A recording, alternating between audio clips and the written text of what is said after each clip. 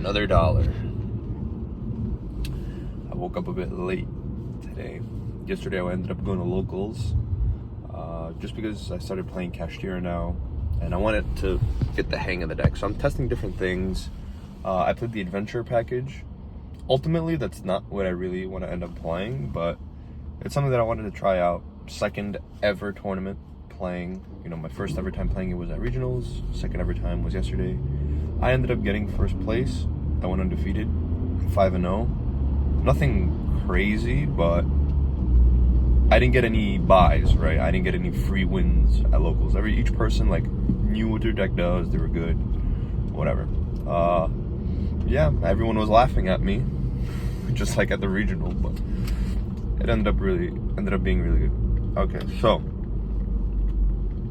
what I wanted to talk about today was something that's always on my mind 24/7 when I build a Yu-Gi-Oh deck, or when I'm just thinking about the game, and that's the Therion cards.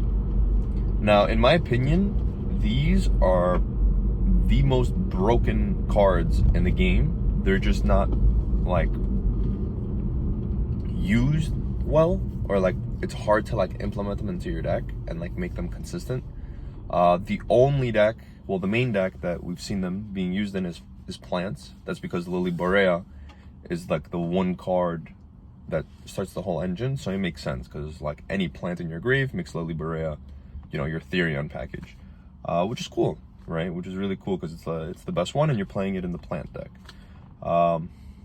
At first, if you pay attention to the deck lists, the person that first won Nats with it, he was playing with 2 Lily Borea, I think, in his main deck, and then 1 Colosseum, 1 Regulus, and then the other guy that won Nats, the Euros, he was maining 2, siding the 3rd for when he's going first, and now the most recent Nats, or what is it? It's a European YCS or something like that. That again I got first place. He's maining 3, so the package has been getting more and more. People figured out that, oh shit, these cards are broken. So the only other deck that we've seen in the meta that's had a lot of success with it is Punk Therion. I remember that was a deck for a good amount of time, and rightfully so. But I think there's a lot of hidden things that the Therion cards add to your deck that people don't think about, and that's the reason why I want to incorporate them into my deck. But obviously not in Kashtira, but in any other deck I build, I try to see if I could fit the Therion cards. And there's a small package that I think could work in almost every deck. But I'll get to that later. So Punk Therion too, the fact that you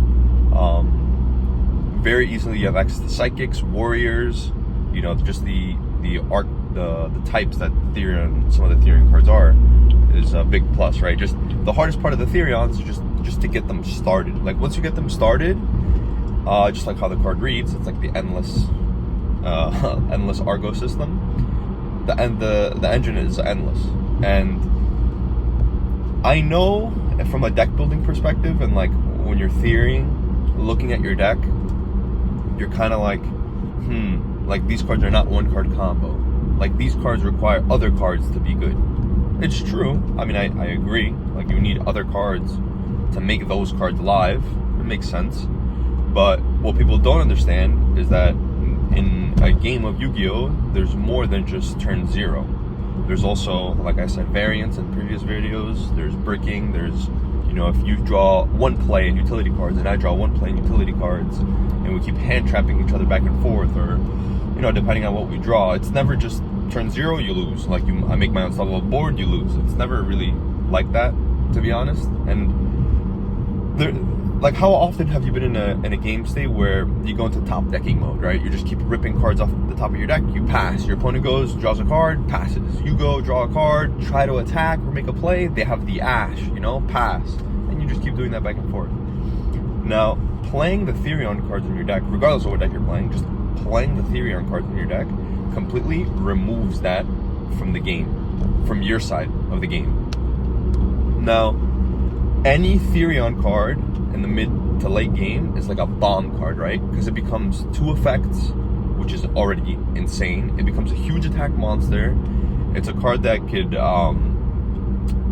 play with the field spell. So if you have the field spell up, you get 2 added bonus effects that no one thinks of, and in my opinion, that's why the plant deck also has been doing very well. Is I know most of the times they add on Con, but having the Therion field spell, giving you access to like adding another Therion back to hand, or sending one from deck to grave to protect, like that alone, your opponent could waste a whole battle phase without them reading the card. Which, realistically, you shouldn't play, and you shouldn't think that your opponent's going to make the wrong play. But again, this is Yu-Gi-Oh! We're not robots. People do end up making the wrong play a good amount of the time, especially if they don't read, and especially if they just don't think about it. It's easy to let that card like just go over your head. There's something else that I wanted to say about it, but yeah. So even Endless Argo System, in my opinion, like I would play that card, even though it sounds like a brick. It sounds like a horrible card. Because you just send one from deck to grave, right? But obviously, if you draw any other Therion, doesn't matter which one it is, if you draw any other Therion plus Argo System, you make the whole Therion package live for the rest of the duel, right? Or they have to waste a hand trap on it. But let's say they don't. Hypothetically, you start the whole engine of the Therions. Now, furthermore, if let's say you have no other cards, right? Let's say you have Endless Argo System and no Therion card, and let's say your deck has no way to search a Therion or get into the Therion cards, period. Just activating Endless Argo System, and let's say you're playing a warrior deck, right? Whatever. Activating Argo System, dumping the field spell, and then doing what other play you're gonna do. Sure, it's a -1, I understand that. Like you're playing with one less card in your hand, but you're giving yourself like access to the whole Therion package, the whole Therion like play style on the crackback. So if you survive a singular turn, just with that single Argo System, again, let's say you draw and you don't draw into a Therion and you can't get to a Therion, you could just use the effective Argo System in the grave, add back the field spell, activate the field spell, search whatever you want, like whatever one works with your deck. Like let's say you're playing a warrior deck, you can search the warrior one, whatever, etc. And then you could normal summon Ash or whatever card you bricked with, because you were implementing the fact that you bricked, and just attempt to crash and then protect, dump another Therion, dump Regulus, and then you start playing with the grind game like that. And then you can summon your Bull, attach Regulus or Lily Borea or whatever you want.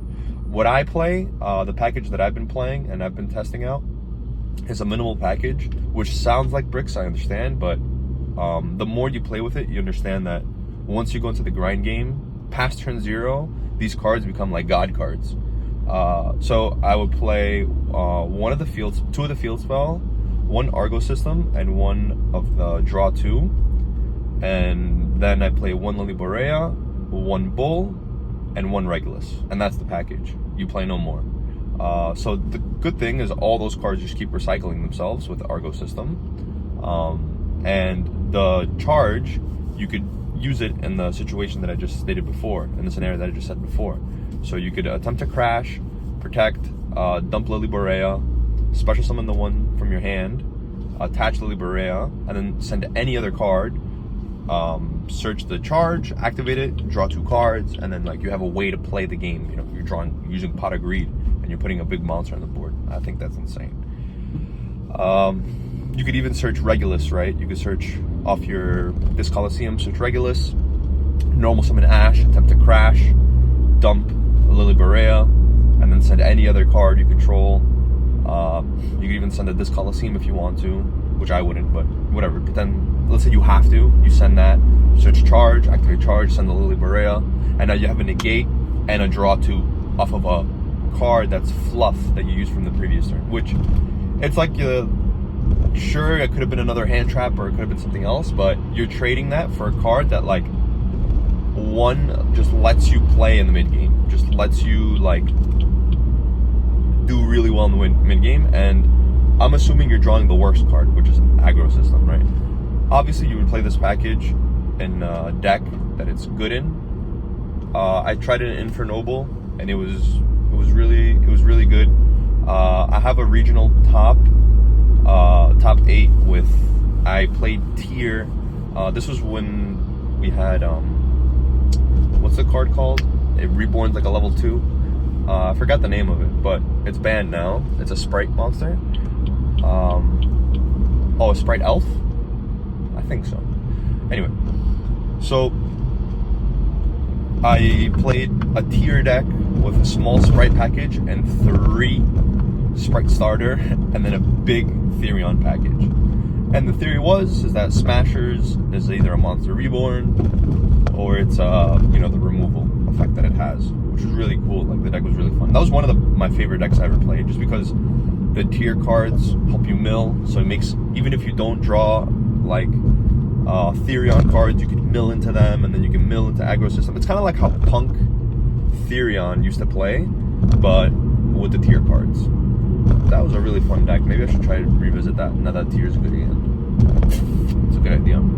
Anyway, so Therion cards, I think, try to incorporate them into your deck.